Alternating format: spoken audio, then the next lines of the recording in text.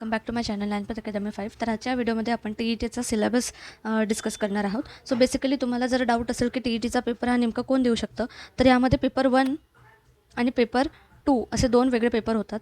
ज्यामध्ये पेपर 1 हा grade 1 to 5साठी असतो, 1ली ते 5वीसाठी, आणि पेपर 2 हा 6वी ते 8वीसाठी असतो.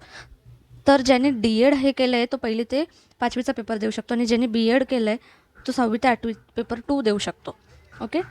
सो इथे मी तुम्हाला सिलेबस आणि पेपर पॅटर्न खाली दिलेला आहे. हा पेपर 1चा तुम्हाला फॉर्मॅट दिलेला आहे. CDP लँग्वेज 1, लँग्वेज 2, मॅथ्स आणि एन्व्हायरमेंट 30 मार्क्सचं क्वेश्चन्स असतात. नेक्स्ट आहे पेपर 2साठी CDP लँग्वेज 1, लँग्वेज 2 आणि तुमचा जो स्पेशल सब्जेक्ट असेल सायन्स, मॅथ्स किंवा SST तो असे मिळून हे 150 मार्क्सचे पेपर्स असतात. ओके. आणि यामध्ये टाईम लिमिट जर बघितली तर 2 तास आणि 30 मिनटं असतात, म्हणजेच 150 मिनिटांचा कालावधी असतो.